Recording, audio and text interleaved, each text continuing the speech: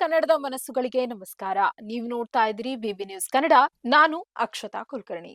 ರಾಜ್ಯದ ಜನತೆಗೆ ವರುಣನ ಕಾಟ ತಪ್ಪಿಲ್ಲ. ಈ ಭಾರೀ ಮಳೆರಾಯನ ಅಬ್ಬರ ನಿಲ್ಲೋ ಹಾಗೆ ಕಾಣ್ತಿಲ್ಲ. ಅದರಲ್ಲೂ ದಕ್ಷಿಣ ಕರ್ನಾಟಕ ಭಾಗದವರಿಗೆ ಚಳಿ ಮಳೆ ತಪ್ಪಿದ್ದಲ್ಲ. ಸೈಕ್ಲೋನ್ ಎಫೆಕ್ಟ್ನಿಂದಾಗಿ ರಾಜ್ಯದಲ್ಲಿ ಮತ್ತೆ ಭಾರೀ ಮಳೆಯಾಗುವ ಸಾಧ್ಯತೆ ಇದೆ ಎಂದು ಹವಾಮಾನ ಇಲಾಖೆ ಎಚ್ಚರಿಕೆ ನೀಡಿದೆ.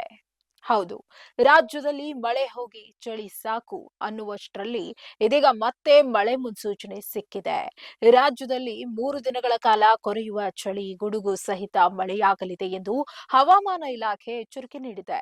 ಈ ಹಿಂದೆ ಮಂಡ್ಯ, ಮೈಸೂರು, ಚಾಮರಾಜನಗರ, ಹಾಸನದಿಂದ ಹಿಡಿದು ಕೋಲಾರ, ಚಿಕ್ಕಬಳ್ಳಾಪುರದವರೆಗೂ ವರುಣ ತನ್ನ ರೌದ್ರಾವತಾರ ತೋರಿದ್ದು ಜನಜೀವನ ಸಂಪೂರ್ಣ ಅಸ್ತವ್ಯಸ್ತಗೊಂಡಿತು. ಆದರೆ ಈ ಮಳೆಯ ಅತಿ ಹೆಚ್ಚು ಪರಿಣಾಮವನ್ನ ಅನುಭವಿಸಿದ್ದು ಮಾತ್ರ ಸಿಲಿಕಾನ್ ಸಿಟಿ ಬೆಂಗಳೂರು.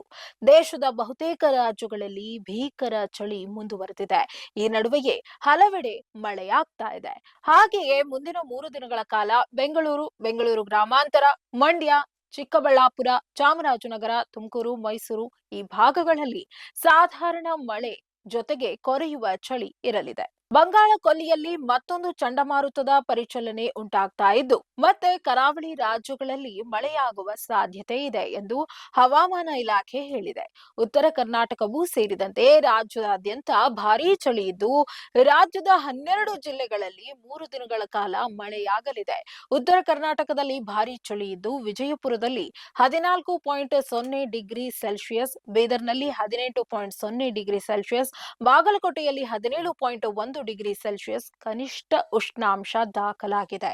ಇನ್ನು 3 ದಿನ ಗಾಳಿ ಸಹಿತ ಭಾರೀ ಮಳೆ ಹಿನ್ನೆಲೆ 2 ದಿನಗಳ ಕಾಲ ಬೆಂಗಳೂರು ಸೇರಿದಂತೆ ಎಲ್ಲಾ ಜಿಲ್ಲೆಗಳಿಗೂ ಹವಾಮಾನ ಇಲಾಖೆ ಯೆಲ್ಲೋ ಅಲರ್ಟ್ ಘೋಷಣೆ ಮಾಡಿದೆ. ಬೆಂಗಳೂರಲ್ಲೂ 2 ದಿನ ಸಾಧಾರಣ ಮಳೆಯಾಗುವ ಸಾಧ್ಯತೆ ಇದೆ. ಮೋಡ ಕವಿದ ವಾತಾವರಣ ಇರಲಿದ್ದು ಗರಿಷ್ಠ ತಾಪಮಾನ 29 ಡಿಗ್ರಿ ಸೆಲ್ಸಿಯಸ್ ಮತ್ತು ಕನಿಷ್ಠ ತಾಪಮಾನ 19 ಡಿಗ್ರಿ ಸೆಲ್ಸಿಯಸ್. ಗಾಳಿಯ ವೇಗ ಗಂಟೆಗೆ 10 ಕಿಲೋಮೀಟರ್ ಇದ್ದು ರಾಜ್ಯದಲ್ಲಿ ಒಣಹವೆ ಮುಂದುವರಿಯಲಿದೆ ಎಂದು ಹವಾಮಾನ ಇಲಾಖೆ ಹೇಳಿದೆ. ಇದಾಗಿತ್ತು ಈ ಹೊತ್ತಿನ ಬಿಬಿ ನ್ಯೂಸ್ ಸುದ್ದಿ ಕರ್ನಾಟಕ. ನೈಜ ಹಾಗೂ ತಾಜಾ ಸುದ್ದಿ, ಪ್ರಾಮಾಣಿಕ ವರದಿ, ನಿಷ್ಠುರ ವಿಶ್ಲೇಷಣೆಗಳಿಗಾಗಿ ಸದಾ ಗಮನಿಸಿ ಬಿಬಿ ನ್ಯೂಸ್ ಕನ್ನಡ. ಇದು ಕನ್ನಡಿಗರ ಪ್ರತಿಧ್ವನಿ.